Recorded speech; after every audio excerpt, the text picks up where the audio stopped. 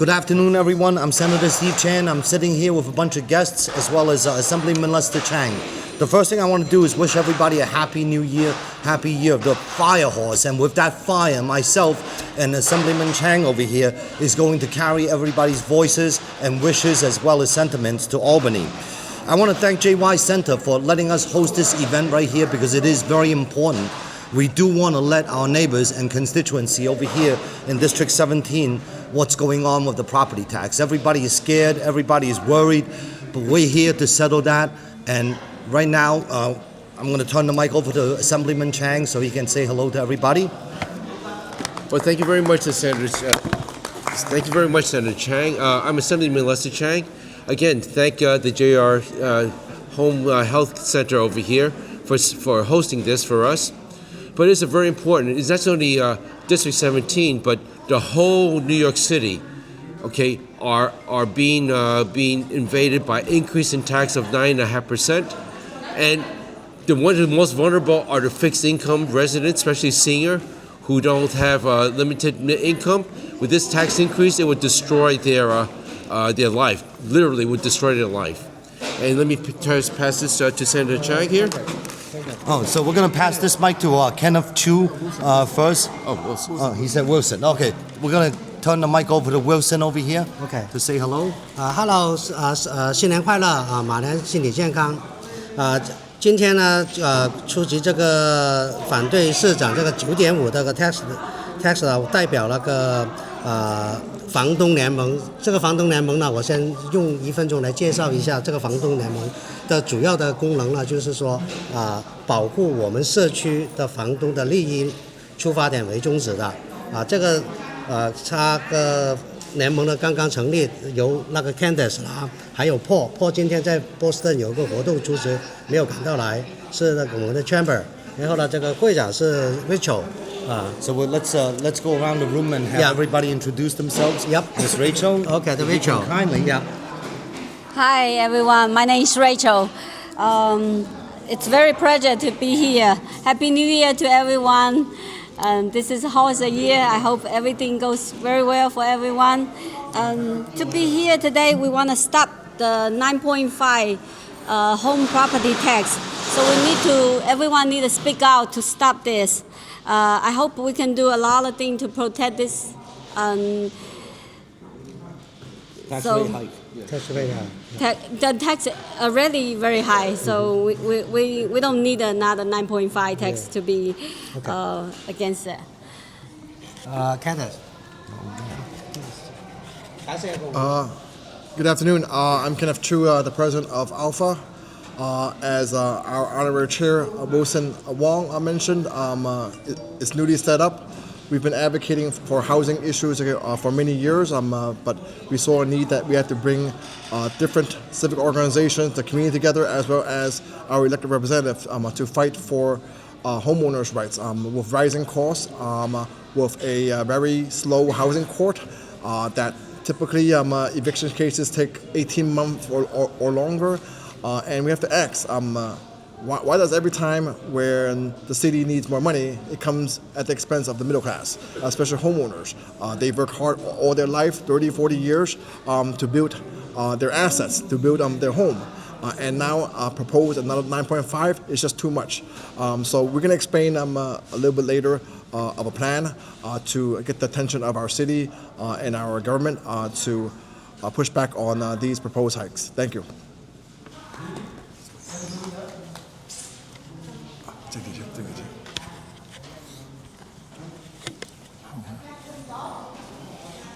不好意思 ，we Chinese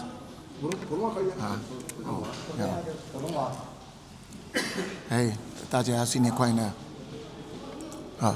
大家新年快乐 ！OK， 我是八大道一个小房东，对这几年下来，地税已经够贵了，原来是6%，现在的这个市价呢，一下子又贵到9.5%。这对我们小房东来说负担太重了。这个煤气贵，保险贵，电贵，什么东西都贵。作为我们中产阶级来说，我们是不是罪呢？是不是？你纽约了亏损了，在我们里面加我们的税，这是不对的，所以说我们坚决要反对。谢谢大家。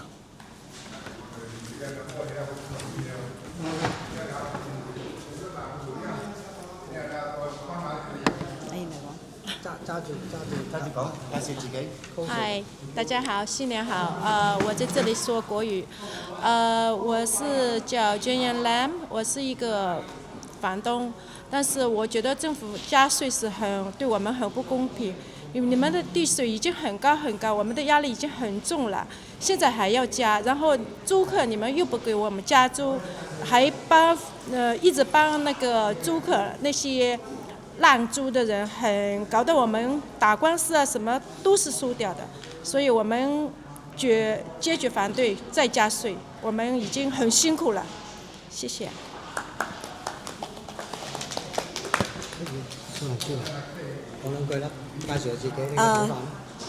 我講廣東話，你好，我係 Maggie，我都係房東，我哋呢就覺得好唔公平咁樣加我哋個稅，我哋買咗嗰個綠家庭，搞到我哋呢唔使供都唔夠俾錢，啲租客呢交咗你1200蚊，跟住呢就會令到我哋每一日都要去服務佢，搞到我哋好煩惱。而家想賣都賣唔出，因為呢我哋買咗，而家想好平賣都冇人要，所以呢真係令到我哋好難，真係好難做房東啊！冇人想做房東㗎啦，多謝你。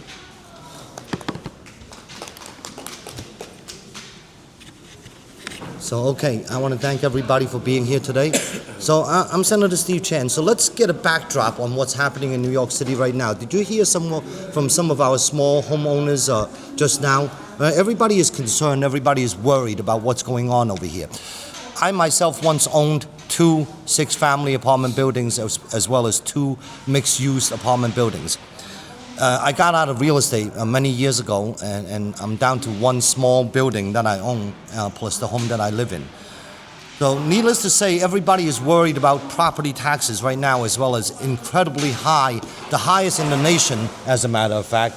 The highest, we are not only the highest tax state in the country, we are also among the highest property tax states in the nation, as well as the highest cost of living in the nation. So with that said, and also we pay the highest electric bills and gas bills.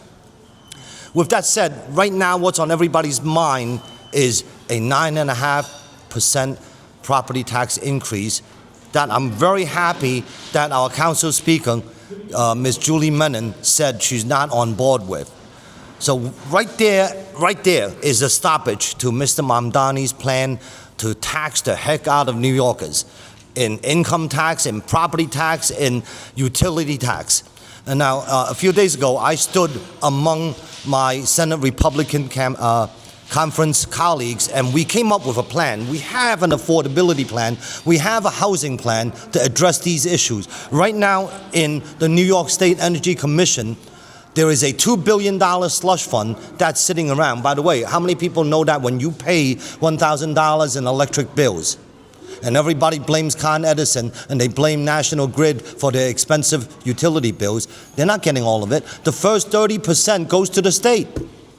And right now, so when you pay $1,000, Con Edison is getting $700. $300 goes to New York State. Right now, there's an extra $2 billion. And me and my colleagues in the Republican Senate Conference suggested, why don't we give New Yorkers, all of them, no matter if you're poor, you're rich, doesn't matter. We're going to give every single New Yorker a tax holiday on their electric bill and their gas bill for 1 year. Now, for my 2-family house, I pay approximately $10,000 a year in gas bill and electric bill.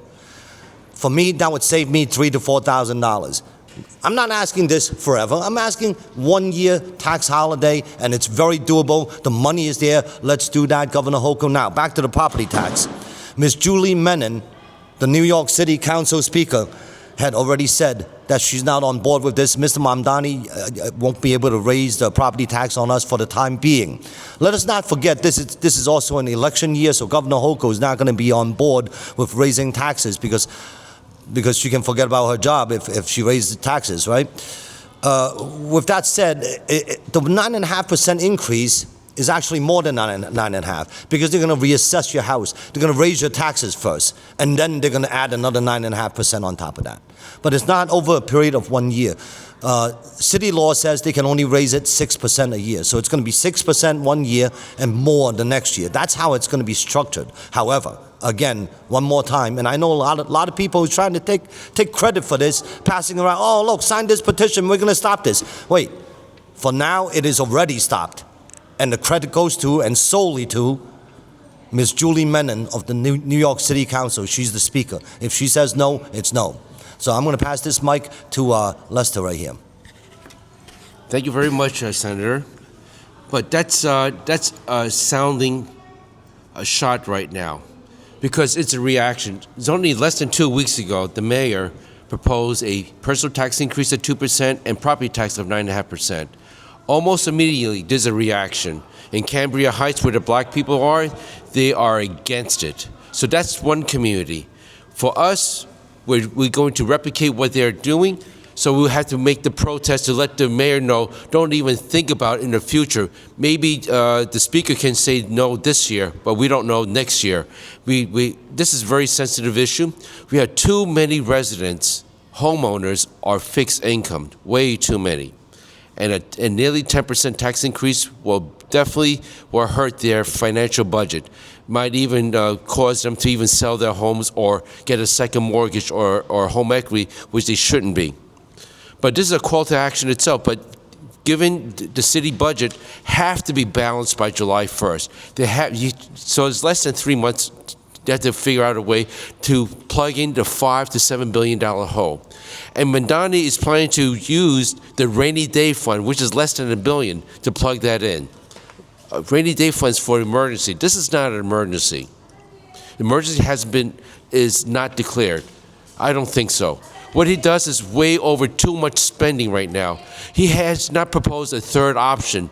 Talks about. The first option is raise property tax. The second option is raise personal income tax or getting from state aid. The third option never proposed is to cut wasteful program in the city budget. And I propose to the mayor, cut the budget that does not support public safety. Cut the budget that does not support direct services to New York City. Cut the budget that don't support for law enforcement. Okay? Those are useful, important budget that you need to preserve. Anything else, you can. All the consultants that they have. You don't need consultants. You got wonderful city workers, hard-working city workers can do the job of a consultant. Utilize that. We don't need consultant.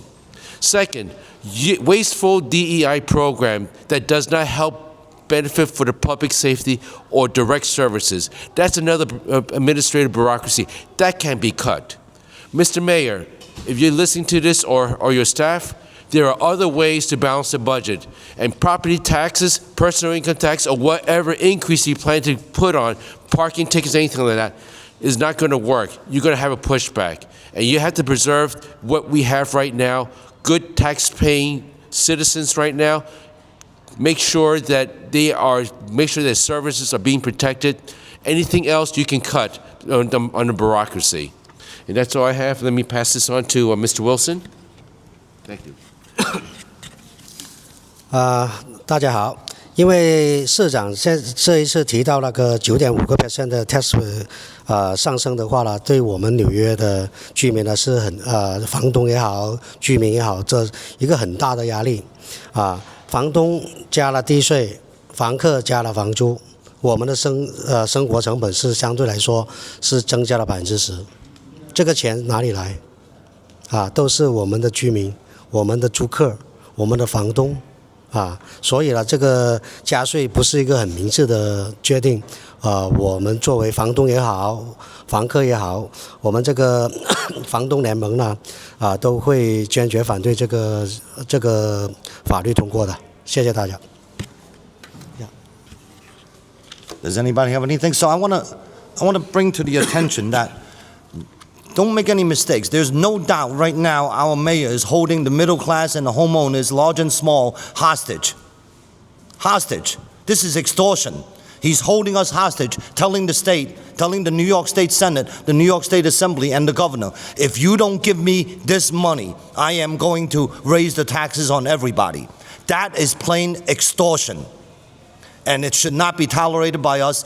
And since everybody trusted me to bring their voices and sentiments to Albany, I am going to continue my fight along with my very sensible Republican colleagues in the New York State Senate. We are going to raise awareness just like we did this past week. I was talking in a press conference where we mentioned right now our homeowners, our small and large property owners, are holding on to 300,000 rent-stabilized apartments that are not rented out.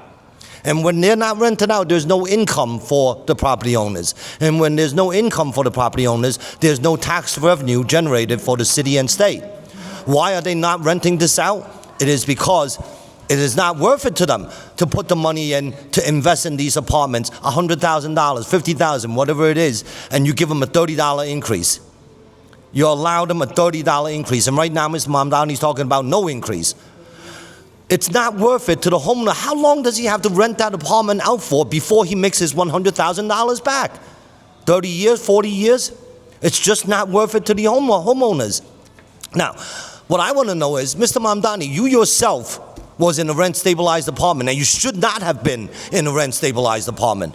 There has to be a way of measuring somebody's means to determine what they can and cannot afford, whether they rate a rent-stabilized apartment or not. There's a lot of people out there, a lot of families making $60,000, $70,000, $80,000 a year that would love to have an apartment for $2,000 a month, $1,400, $1,500, whatever it may be, but you have to make it worthwhile for the homeowners and the property owners. They will bring these apartments out to the market if they can get a fair share of the rent and make it profitable. They are not in the business of losing money.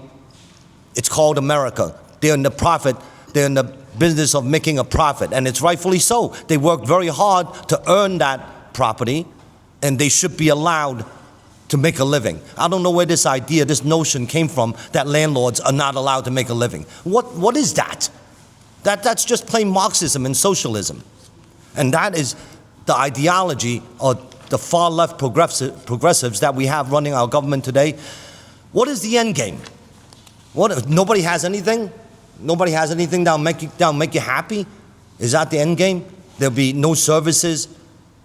Landlords will not maintain their apartments. There's no hot water, no heat, because there's no money to pay for it. So, I mean, what is the end game? I would love to see some kind of incentive for these property owners to make those 300,000 apartments available to the people that need them, and that itself is going to generate revenue. Well, there's one mega project that can be canceled, and nobody wants it. It's neighborhood jail. Do not close Rikers Island, Mr. Mayor. Leave it, keep it on. The mega jails you plan to propose that being passed and trying to push for in Chinatown is a wasteful use of money, $1 billion project. What a waste. Convert that to a housing, affordable housing, then you can generate the revenue. Nobody wants a neighborhood jail. Nobody wants a neighborhood shelters. So convert those shelters into affordable housing instead of being expenses from the city. Convert that to a revenue generating affordable housing that can help the city coffers. So stop the jail, stop the mega jail building, and stop closing out Rikers Island. That's already $1 billion save. That's for the project. So you know what's another good use for Rikers Island? Since bail reform, right, in 2018, 2019, we've been systematically letting everybody out of jail. We're talking thousands, tens of thousands of people being let out of jail. I got news for you. Somebody who's been in and out of jail all his life, that guy is not going to find vocation. He is going to remain homeless. These are some of our homeless people now. If you utilize Rikers Island and you turn those jail cells, a portion of it, into single room occupancy dwellings, they can stay there. Let them come and go freely, nobody will complain. There's no community there to complain. They're not jeopardizing anybody. They're not endangering anybody.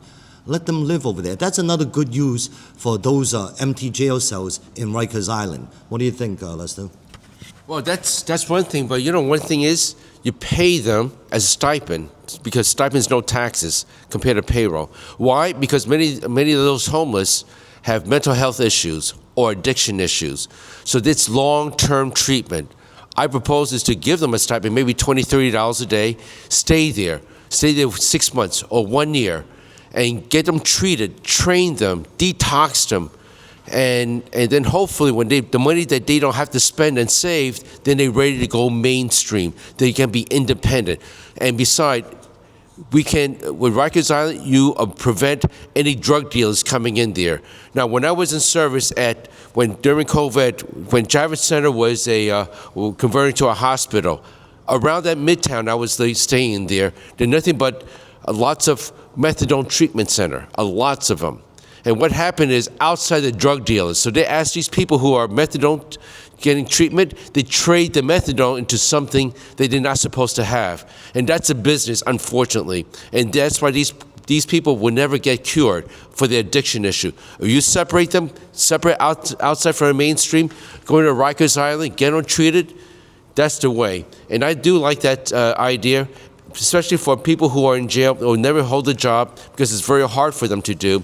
Yes, we can convert to an SRO, but let's get them trained that can be independent, and that's why I believe a stipend will help them to stay there. And I've been to Rikers Island several times. The building needs to be renovated, no question about that. It can be converted, no question about it. But one thing about this, city-owned property.